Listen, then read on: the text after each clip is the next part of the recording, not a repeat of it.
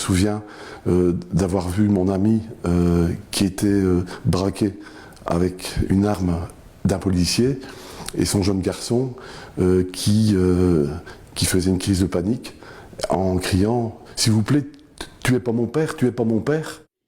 Ce vendredi, Luc participe à Tournai à un repas entre amis. Ils sont 2 couples avec leurs enfants, soit 4 adultes et 2 jeunes âgés de 13 ans. Quand vers 23 h, la police frappe à la porte. Le papa d'un des 2 enfants est allé ouvrir et donc là il s'est retrouvé face à 5 policiers et là c'était très confus et donc il voulait rentrer. Le papa du garçon a refusé. Il n'est pas question que vous rentriez parce qu'il y a des enfants. Et donc là, il a fait de la résistance. Et en quelques secondes, les policiers se sont engouffrés dans le couloir et l'ont littéralement arraché de chez lui, de la maison. Luc tente alors de réagir et très rapidement, c'est l'escalade. Moi-même, à ce moment-là, je suis intervenu en disant, en criant, mais qu'est-ce qui se passe qu'est-ce qu'on a fait? On était en train de souper, et là, face à mon attitude de résistance, j'ai été très vite malmené par 1, 2, 3, 4 policiers. J'ai reçu des coups de matraque, j'ai été plaqué au sol, j'ai été menotté. Un policier m'a pris par derrière et à ce moment-là, j'ai perdu connaissance.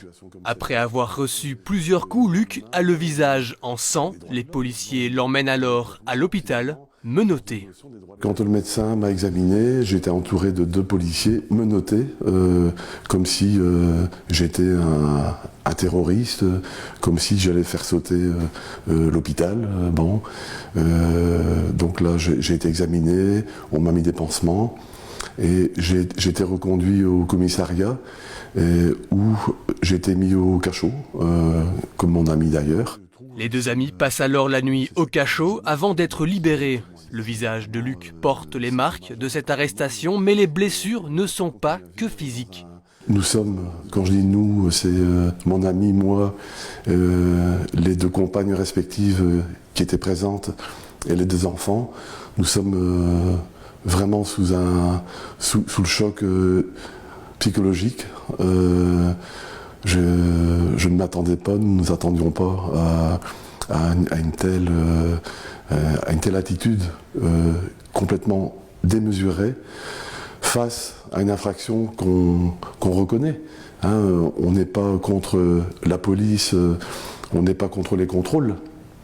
D'ailleurs, on s'était dit, ben voilà, on est 4, on prend un risque, mais le risque, il était quand même raisonné, puisque nous étions 4 avec une distanciation, mais nous ne pensions pas que cette infraction aurait pris une ampleur telle. Et c'est ça qui nous pose question. Notre résistance était au début, je pense, légitime, face à une attitude policière qui, je pense, ne l'était plus à ce moment-là.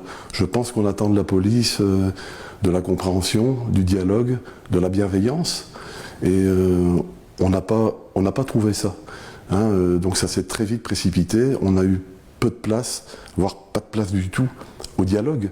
Et comme souvent, désormais dans ce genre de situation, c'est un appel d'une voisine qui est à l'origine de l'intervention policière. Je savais que ça existait, puisque comme tout le monde, on lit la presse, on entend, on parle, et je sais qu'il y a des dénonciations de la délation qui se pratiquent un peu partout dans le pays. Donc voilà, je trouve ça personnellement regrettable de vivre dans une atmosphère de méfiance. Je pense que c'est pas comme ça qu'on va unir les gens, en tout cas pour lutter contre une crise sanitaire. Voilà, donc ça suscite vraiment un malaise profond.